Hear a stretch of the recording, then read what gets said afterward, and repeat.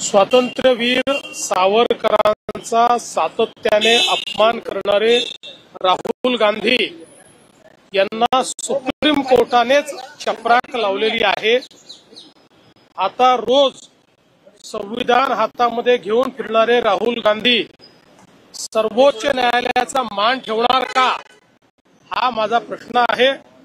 आणि अशा प्रकारे यापुढे स्वतंत्र संग्राम सेनानींचा अपमान राहुल गांधी करणार नाहीत अशी मला अपेक्षा आहे।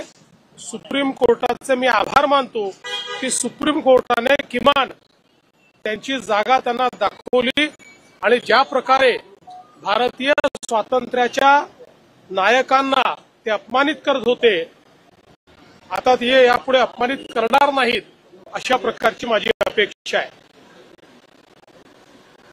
भारत सरकारने पाकिस्तानी नागरिक जे भारतामध्ये आहे त्यांचा व्हिसा रद्द केलेला आहे आणि त्यांना तात्काळ निघून जायला सांगितलेलं आहे।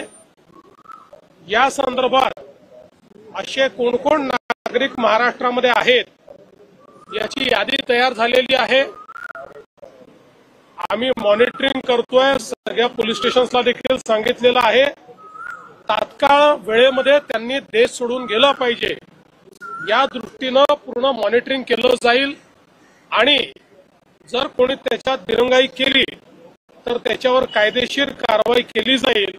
कुठल्याही परिस्थितीमध्ये पाकिस्तानी नागरिक व्हिसा कॅन्सल झालेला हा या भारतामध्ये राहणार नाही, या महाराष्ट्रामध्ये राहणार नाही। या संदर्भात पूर्ण काळजी आम्ही घेतो आहोत।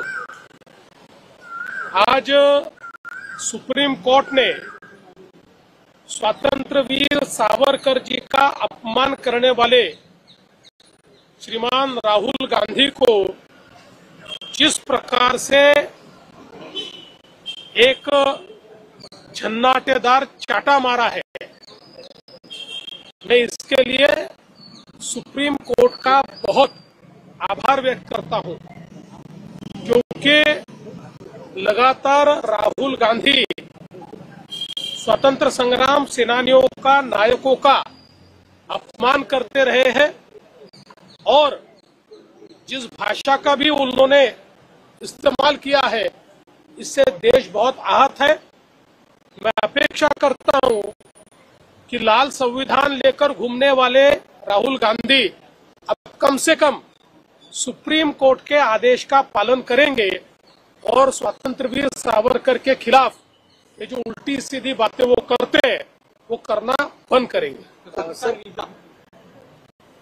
भारत सरकार ने पाकिस्तानी नागरिक जो भारत में आए हुए हैं उनका वीजा रद्द करने का निर्णय किया है।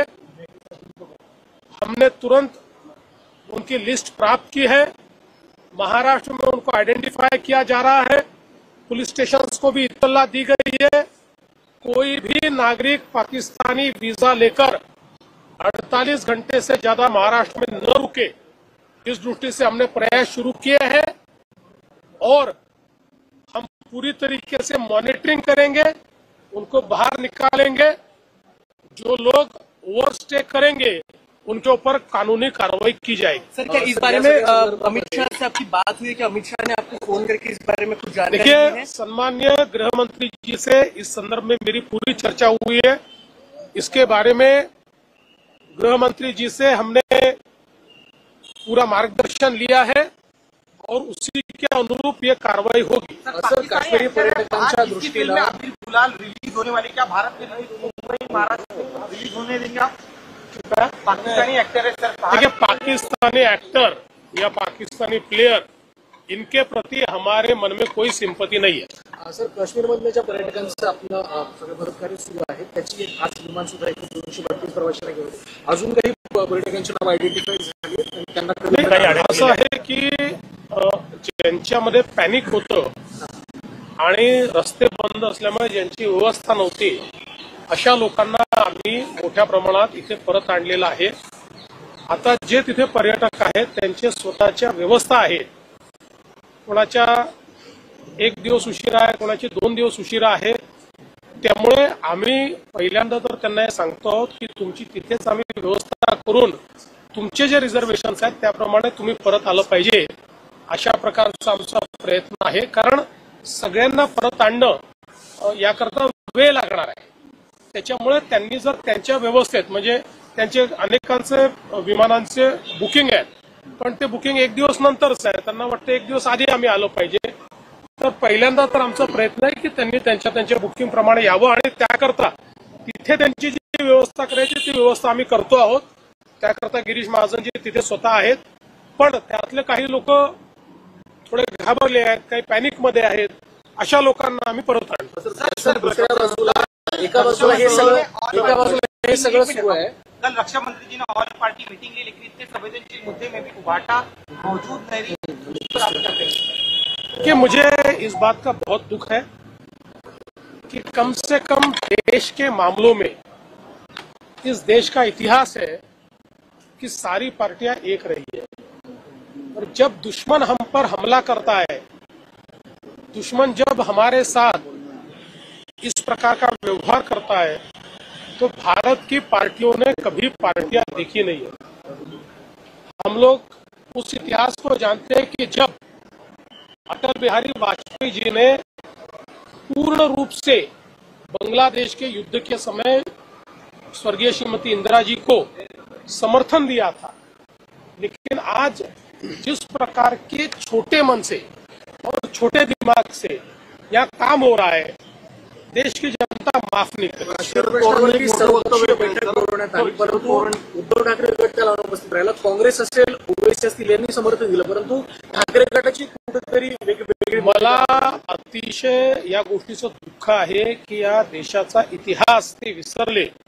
या देशाचा इतिहास असा आहे की युद्धाची वेळ असो, युद्ध सदृश परिस्थिती असो, देशावर हल्ला असो, देशाच्या संदर्भात एखादा विषय असो, या देशातल्या पक्षांनी कधी पक्ष बघितलेला नाही आहे. अक्षरशः बांगलादेशच्या युद्धामध्ये ज्या काळामध्ये खूप टोकाची लढाई चालली होती पक्षांमध्ये, त्याही वेळी श्री अटल बिहारी वाजपेयीजीने, स्वर्गीय श्री अटल बिहारी वाजपेयीजीने स्वर्गीय श्रीमती इंदिराजींना पूर्ण समर्थन दिलं होतं. हीच या देशाची परंपरा राहिली आहे. पण अशाही परिस्थितीमध्ये विरोध करणं, उपहास करणं, मूर्खासारखे स्टेटमेंट देणं, हे जे काही उभाटाकडनं चाललेलं आहे, देशाची जनता माफ करणार. शरद पवारांनी एक महत्वपूर्ण विधान केलं की काश्मीरमध्ये जे गोळीबार झालेला आहे त्यामध्ये धर्म बघून गोळ्या मारण्याचं ते म्हणतात. शरद पवार साहेब काय म्हणाले हे मी ऐकलं नाही, पण ज्यांचे आप्तेष्ट मारले गेले, जे स्वतः त्या ठिकाणी होते, ते काय म्हणाले हे मी ऐकलेलं आहे. पवार साहेबांचं जर असं मत असेल तर त्यांनीही ते जाऊन ऐकावं. सर, एका बाजूला राज्य सरकारकडनं हे सगळं केलं जाते, ही सगळी मदतकार्य राबवलं जाते, विमानं पाठवली जातात, परंतु महायुतीतलेच खासदार आहेत शिवसेनेचे नरेश म्हस्के यांनी असं म्हटलं की जे लोक कधी विमानात बसले नव्हते त्यांना आम्ही परत आणले. कुठेतरी उपासनात्मक टीका केली. मला असं वाटतं की बोलताना कदाचित त्यांची जीभ घसरलेली असेल, अनेक वेळा बोलताना भान उरत नाही, त्यामुळे त्यांचं हे वक्तव्य काही योग्य नाही आहे. त्यांनी असं वक्तव्य करू नये. सर, मोदी जी ने कहा है कि जिन्होंने हमला किया उन्हें जमीन में गाड़ देंगे, पूरा देश इंतजार कर रहा है कड़े जवाब का. आप बतौर भारतीय नागरिक 12 से भी 6 लोग की मौत हुई, आप क्या उम्मीद करेंगे? कि मैंने अक्सर ये देखा है, मोदी जी जो बोलते हैं वो करते हैं. इससे पहले भी जब जब भारत पर इस प्रकार से हमला करने का प्रयास हुआ, मोदी जी ने करारा जवाब दिया है.